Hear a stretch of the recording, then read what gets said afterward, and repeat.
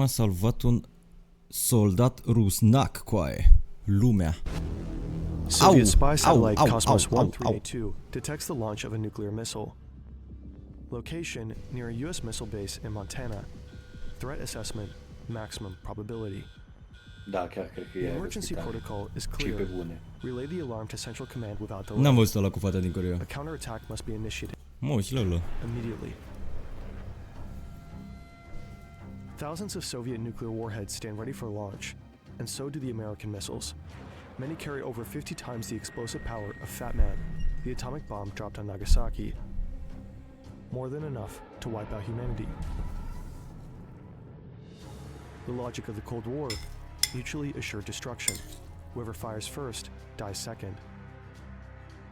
The man responsible for making one of the most important calls in history is Soviet Lieutenant Colonel. Bă, coaie, de ce mă uit la video ăsta că nu înțeleg engleză, coaie, ce pune asta? Cotman, traduci, te rog? Îmi traduci, frate? Te rog frumos? Nu înțeleg, coaie, ce se întâmplă aici, coaie. Mi-am zis eu să pare inteligență, dar nu știu, coaie, ce se întâmplă, coaie, mă uit la poze. Stanislav Petrov. Are the Americans really attacking the Soviets? His report could trigger World War III, and with it, the end of civilization.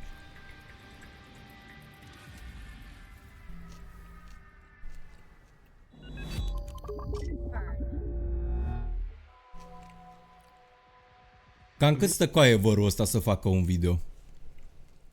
Că animații de alea mișto, coaie. 17 minute de animații. Stanislav Petrov is on his way to work. Tonight he's filling in for a colleague on the night shift. About 10 minutes in, the minibus pulls up to a military checkpoint. A plain metal plaque by the gate reads, Center for the Mi-a plăcea să am știut, dar n-am veci timpul și skill-ul să fac așa ceva. Eu cred că stă ăsta, coaie, în blender de-l doare capul. Of celestial bodies. Officially, this place doesn't exist. It's not marked on any map. Tall white concrete walls shut it off from the outside world. Here, in the Serpukhov 15 bunker, Petrov is about to begin his shift. He's the shift commander for the Soviet Union's early warning system, OKO. His job is to trigger the alarm if the system detects a nuclear strike. Today, around 80 employees are under his command. 4 quiet, uneventful hours pass. But at 12:15 a.m., the alarm goes off.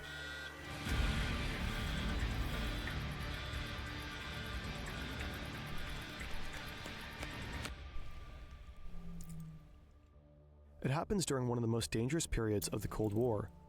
Since the late 1970s, tensions have been rising in a new spiral of escalation. Since 1977, Mamă, coaie, în războiul rece atunci când s-a construit cea mai veche clădire din lume, nu? Da. Când s-a întâlnit Ceaușescu cu președintele Chinei în Coreea de Sud, unde a învățat de cultul personalității, nu? Chiar atunci, coaie, bă, sunt bapul coaie. Vezi ce deștept sunt, coaie, am învățat de la Sebică, coaie. Bă, tu ești, cum de nu vrei să vii tu la făcut atât de istorie, little bro? Mă gândeam să mă duc la info, coaie, că gen la info știi că îți trebuie istorie. Soviet Union deploys new medium-range ballistic missiles in Ukraine and... Tu acolo la facultatea de istorie faci mate, ce până la faci, că ești idiot? Deci vei de capul tău, coaie. La facultatea de informatică să faci istorie. Da, na, tu de unde să știi că ești chestiile astea de la Sebică, coaie. O să că să cenzurez cuvântul ăsta pe video, că nu le editez. And Belarus. In response, the West introduces the so-called NATO double-track decision. Starting in 1983, similar missiles will be stationed across Europe. Coaie, azi trebuie să faceți testul ăla, coaie. Azi trebuie să faceți testul ăla, tu cu Sebi. These new missiles can independently lock onto their targets. A few weeks after the NATO decision, Soviet troops roll into Ce? Vorbește Afghanistan. singur, coaie. The Soviet Union wants to prevent the collapse of a communist regime that has seized power in a military coup along its southern border. The invasion sparks outrage in the West. In response, the West begins backing Islamist insurgents. In 1981, newly elected U.S. President Ronald Reagan unveils an aggressive rearmament plan. He even orders an assessment of whether the United States could win a nuclear war. Soviet leader Yuri Andropov becomes convinced that NATO is preparing a surprise attack. To catch it early, he launches Operation Ryan, the largest intelligence mission in Soviet history. KGB agents are ordered to watch for any sign of a looming nuclear strike. That includes tracking things like sudden spikes in blood donations or an Da Vinci la free sau... Ai Da Vinci la free sau studio? La free. La free, la increase of official political visits. That's how Andropov learns about Able Archer, planned for the fall of 1983. Able Archer is designed to be the NATO's largest and most realistic nuclear war exercise. It will simulate a full-scale nuclear conflict at the highest alert level. The exercise will also include large-scale troop movements. Andropov fears it could be a smokescreen for a real strike. In March 1983, Reagan famously calls the Soviet Union an evil empire. Let us be aware that while they preach the supremacy of the state, declare its omnipotence over individual man, and predict its eventual domination of all peoples on the earth. Că am învățat de la... Nu mai zic. Mai zic că după am decenzurat o grămadă. They are the focus of evil in the modern world.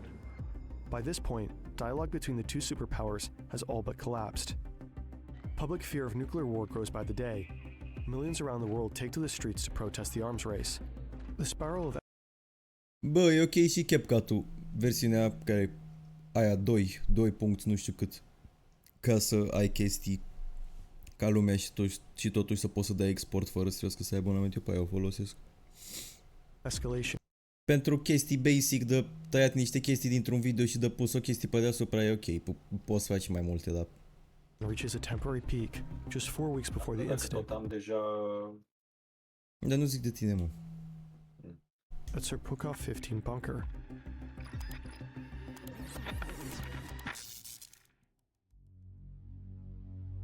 It's September 1st, 1983. A South Korean Boeing 747 is en route from New York to Seoul. On board, 269 civilians, including 61 Americans and a U.S. congressman. What they don't know, the plane has veered off course. A misprogrammed autopilot is steering them straight into Soviet airspace. To the Soviets, every unexpected move looks like espionage. Soviet fighter jets scramble into the sky, one of them flown by Major General Gennady Osipovich. He spots a large passenger plane, its navigation lights clearly visible, not exactly what you'd expect from a spy plane. Osipovich radios in his report. The order from Moscow is clear: destroy the target. After a brief back and forth, he fires a warning shot. No reaction from the passenger plane. Then he launches 2 missiles.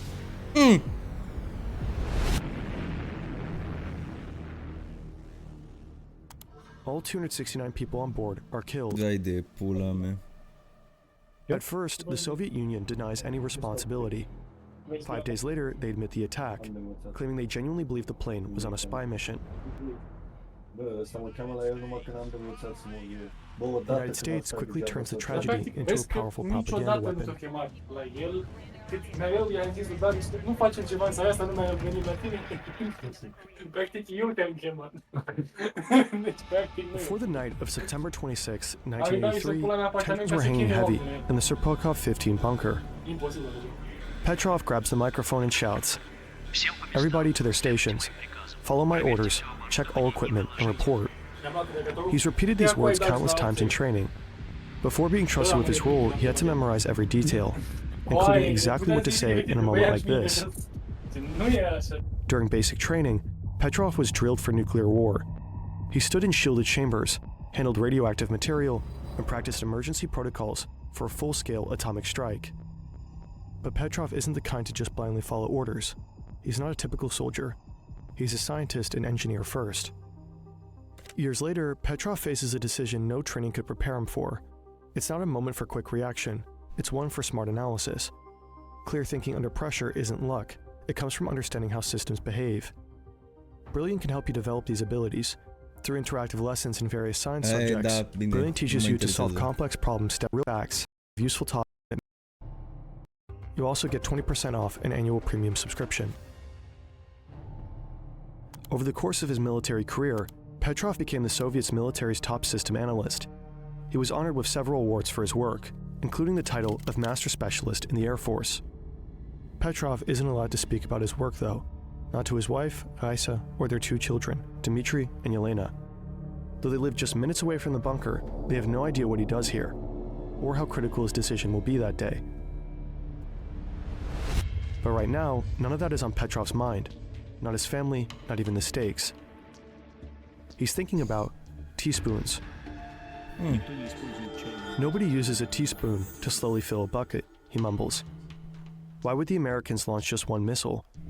The Americans have repeatedly threatened with a massive first strike, hundreds, even thousands of missiles, all designed to hit the enemy at the same time. Petrov orders his team to run a series of checks on the computer systems. Everything is working perfectly, but the cameras show no visual confirmation of a missile launch. 2 minutes later, Petrov finally makes his call. He reports back to the headquarters. Probably a false alarm. Moments later, the sirens wail again. This time the system shows a second missile, then a third, a fourth, a fifth. The alert level jumps from launch to missile attack. Petrov knows the warning system inside and out. He helped to build it. He wrote the software and the manual. The Soviets had rushed to develop OKO after falling behind the Americans. They've been using a similar technology for over a decade. The Soviet system has been operational for less than a year. OKO, Russian for eye, is built to monitor Earth using a network of observation satellites. The satellites feed their data directly into an M10 supercomputer. The machine runs a complex 29-step algorithm to determine if a missile attack is underway, all in near real time. But Petrov doesn't trust the computer. The maximum probability warning feels wrong to him. It's too certain. He and his team see no other signs of a nuclear launch. He thinks to himself, we built the systems, we should be smarter than the machines. Real. Petrov reports a second false alarm. What follows are the longest 17 minutes of Petrov's life. That's how long it would take US missiles to reach Soviet soil. Thousands of US ballistic missiles are primed for launch at key strategic locations, such as here, here, and here. Just one Minuteman III missile armed with 3 warheads could simultaneously obliterate the Kremlin's military command, flatten an airbase, and vaporize a submarine harbor. If a nuclear war breaks out, thousands of cities would vanish in minutes. Hundreds of millions of people would die instantly. Most survivors would be left to face a slow, agonizing death from radiation. Ce-a făcut vărul cu aia? Petrov S-a is dus not ca să certain he termin după rachetă și a oprit-o, ce-a făcut? made the right call. He estimates the odds of a real attack at 50-50. When Petrov hangs up the phone, his colleagues stare at him in disbelief. He's just broken protocol, without a shred of proof that the warning system was wrong. A storm of questions must be racing through Petrov's mind. What if I am wrong, and missiles really are on their way? Would that be my fault? But what if it is a false alarm? Could I live with millions of lives on my conscience? In the end, Petrov relies on only one thing, his instincts. He refuses to be the man who starts World War III.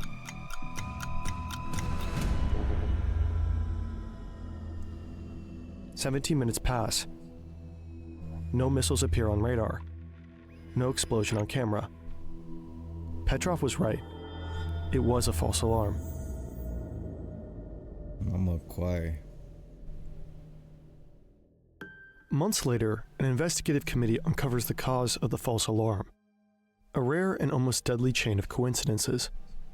A unique alignment of high-altitude clouds and sunlight produced a reflection, one the satellite mistook for a missile launch. And all of this happened directly over an American military base. The satellite's sensors were overly sensitive to light reflections. At the time of the alert, the sun was setting over Montana. That boundary between day and night often produces unclear satellite images. Immediately after the incident, this vulnerability was corrected. A while later, the system got an upgrade. The new OKO-1 generation could also determine the exact trajectory and thus the intended target of a nuclear missile. But the system would never again display a warning. The man who saved the world from nuclear war was never recognized as a hero in his own country.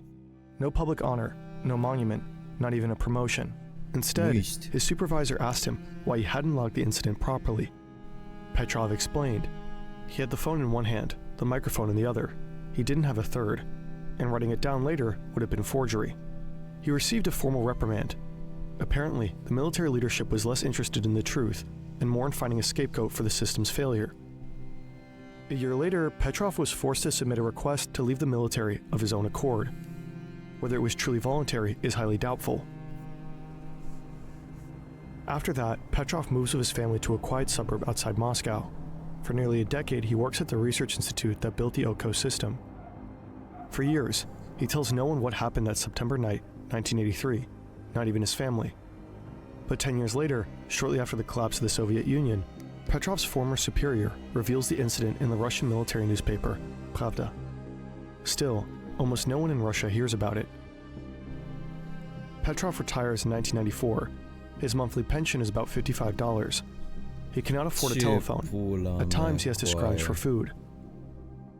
During this period, he cares for his seriously ill wife, Raisa. In 1997, she passes away. A year later, a man in Germany called Karl Schumacher reads an article in a German newspaper about the lonely, destitute Petrov. Deeply moved, he flies to Russia and invites Petrov to Germany. After the turn of the millennium, Petrov's story, at last, reaches an international audience. He is celebrated in the West for his quiet act of courage. At the United Nations, he is honored with the World Citizen Award. Other awards soon follow. More than 200 journalists from around the world come to visit him. Petrov often says he doesn't want to be seen as a hero. He was just doing his job and fulfilling his duty. But he also adds, "The world can be glad that I was in command that night, and not some blindly obedient military man." In 2014, Petrov's story is told in a documentary. The film opens with him hurriedly hiding a bottle of beer under the couch, just before the journalists arrive. He's portrayed as a foul-mouthed, temperamental alcoholic. Many scenes are clearly staged.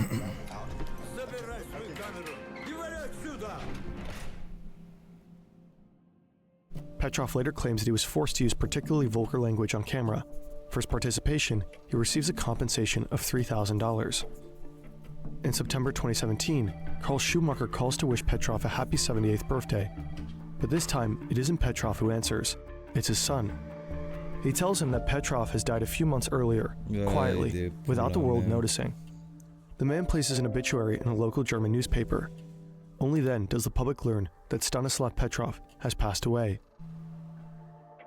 2 years later, a memorial plaque is unveiled in his honor in Oberhausen, Germany. In Russia, however, for a long time the incident remains mostly a secret. Not even Petrov's gravestone mentions what he did, no acknowledgement of his actions. In 2022, the independent Russian YouTube channel Reduxia releases a documentary on Stanislav Petrov. For many Russians, it's the first time they hear his story. Feel free to check it out. The video has English subtitles. More than 40 years after the incident, the nuclear bomb is once again wielded as a tool of political power. Nearly all the major disarmament treaties signed in the late 1980s have either expired or been unilaterally abandoned. The international security architecture built during that era has largely collapsed. Today, nearly all nuclear-armed states are rearming. Their nuclear arsenals are being continuously modernized. In 2025, the doomsday clock stands at 89 seconds to midnight, closer to global catastrophe than ever before, according to the world's leading nuclear scientists. Well, maybe not as close as on that fateful September night, more than 40 years ago. Until his death, Petrov warned that humanity's greatest danger is its own fallibility. One way or another, you always need a person to order a launch of one of these weapons, and a person can always make a mistake. Tare rău video cu aia. Tare rău de tot.